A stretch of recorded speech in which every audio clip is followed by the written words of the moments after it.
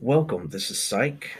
Did you know that the US Supreme Court ruled that it was constitutional for the state of Virginia to basically sterilize people against their will?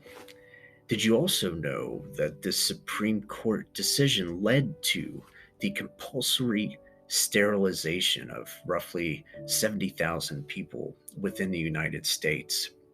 These practices also didn't really stop until around the 70s or so. And I know that many of you may be thinking something like, well, maybe these people were so, let's say, dangerous to society that the state just didn't have any other choice. But this was simply not the case.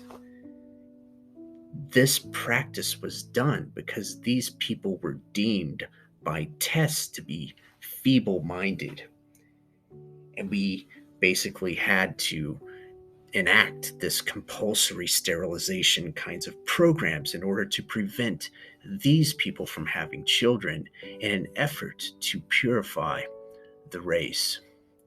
This is but another example of how testing, coupled with a dangerous ideology, has led to massive abuse. So join me today. I'm going to talk about the case of Carrie Buck, a 17-year-old girl in the state of Virginia, and it was her case that led to the Supreme Court decision.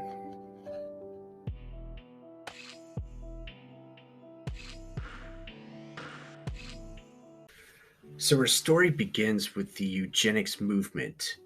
In 1859, Charles Darwin published The Origin of Species, and this book really transformed the way in which we think about ourselves and our place within, let's say, the universe itself in some sense. And his cousin, Sir Francis Galton, began to ask questions about the hereditary nature of mental traits, such as intelligence.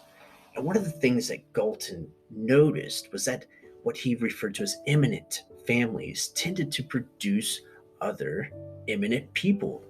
And instead of attributing this to perhaps environmental circumstances or social circumstances or some other kinds of circumstances, he believed instead that these kinds of traits or characteristics was something that we would inherit. So in 1869, he published a book referred to or called Hereditary Genius. I just want to take a quote from this book to show you the kinds of views of Sir Francis Galton, who was really the founder. In fact, he's the one who coined the term for this eugenics movement. So he says, I propose to show in this book that a man's natural abilities are derived by inheritance. And so he basically starts to compare us to other, humans, to other forms of life. So consequently, to obtain by careful selection a permanent breed of dogs or horses gifted with peculiar powers of running or of doing anything else, so it would be quite practicable to produce a highly gifted race of men by judicious marriages during several consecutive generations. Since we can, let's say, selectively breed animals to obtain desirable characteristics, then Galton believed that we should be able, why not do this with people? Eugenics was the idea of breeding human stock to, quote, give more suitable races or strains of blood a better chance of prevailing speedily over the less suitable. Galton established the anthropocentric laboratory around 1884, 1885 in London to collect biological data and other forms of data. And he collected data on, say, 10,000 people to investigate some of these ideas. And he was eventually joined by Carl Pearson, where they eventually established the first journal in this area, a journal that's still in existence today, Biometrica. And Pearson even had harsher views than Galton. I'm giving you a quote here when he says, superior and inferior races cannot coexist. If the former are to make effective use of global resources, then the latter must be extirpated. So, in other words, the what he's referring to as the inferior races um, ultimately must be uprooted and destroyed. By the turn of the 20th century, this eugenics movement was alive and well in the United States.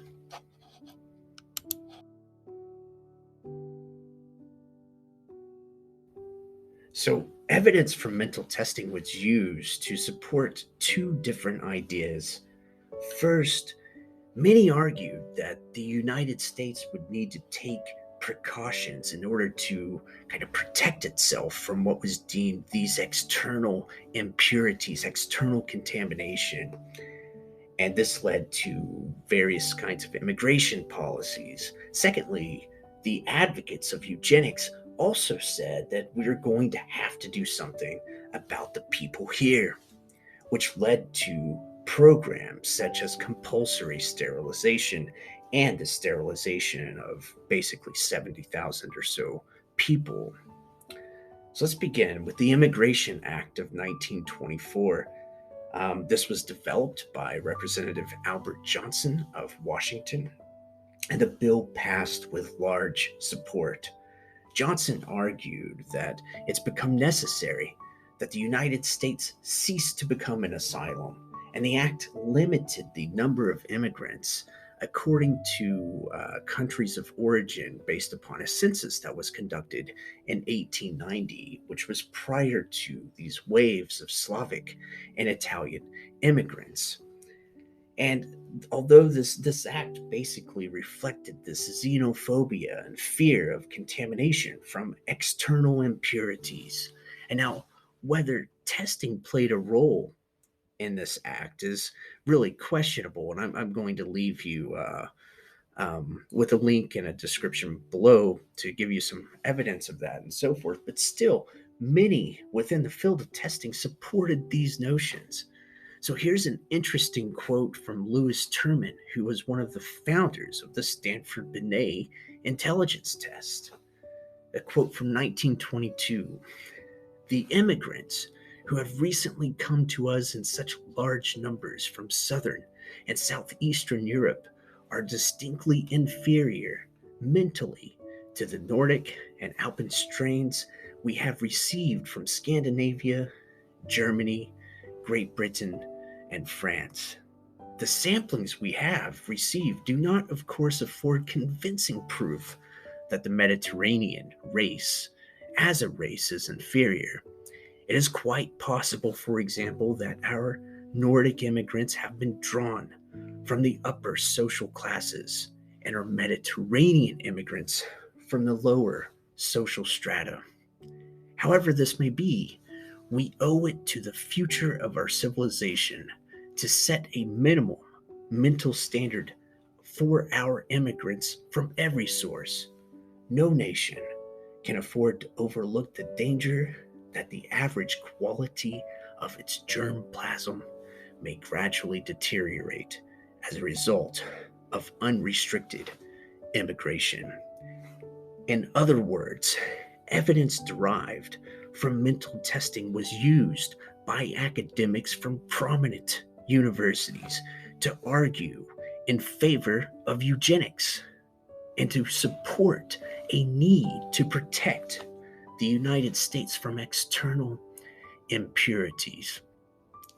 Many horrible ideas come from academics at prominent institutions. Internal impurities could be handled, at least in part, by programs such as compulsory sterilization.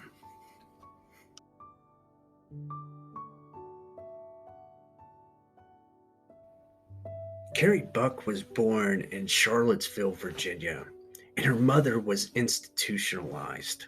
By the age of 17, Carrie was selected as the first person to be sterilized by the state of Virginia. Carrie was pregnant out of wedlock because she had been raped and she was also deemed feeble minded because her IQ test indicated that she had a score of 50, whereas a score of 70 was considered to be defective. Carrie was sent to the same institution as her mother, which was referred to as the Virginia Colony. The Virginia Colony was headed by a man named Albert Priddy, and Priddy saw this as an opportunity to orchestrate a legal precedent to basically establish the legitimacy of compulsory sterilization. And essentially, what happened was a kangaroo court was orchestrated where Priddy had one of his colleagues represent Carrie, who was judged to be, like I said, mentally defective with a mental age of 9 years old. Later evidence actually showed this to be a complete farce, given that she had previously performed quite well in school. And Carrie was not only judged as being defective, but she was also judged as being promiscuous and morally delinquent for having a child out of wedlock, despite the fact that she was raped. You see, Priddy wanted to demonstrate that these sterilizations were needed, um, given that these issues were hereditary, since Carrie's mother was also institutionalized. And what they also wanted to do was establish that the baby was defective as well. So a Red Cross nurse testified in order to give evidence that the baby's also defective.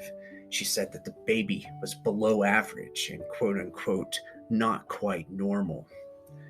The lawyers for Carrie kept appealing the case so that they could set this legal precedent, and it eventually reached the Supreme Court in 1929, where the court concluded that 3 generations of imbeciles are enough.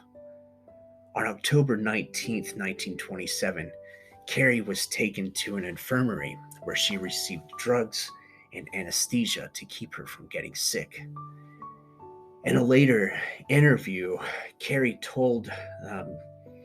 she basically said that the doctor told her that if I wanted to live, I would have to go through the operation. But I didn't want to go through the operation. I kicked against it. After she recovered, which took, say, 2 or 3 weeks or so, she had fully realized that this was the operation to make her sterile. Carrie was released not long after her sterilization.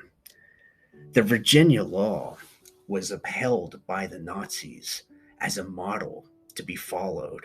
And in fact, the original thinker of this law, received an honorary degree from the University of Heidelberg for his tribute to the quote unquote science of racial cleansing. It was not until 2002 that Virginia made an apology for the damage done by their sterilization program.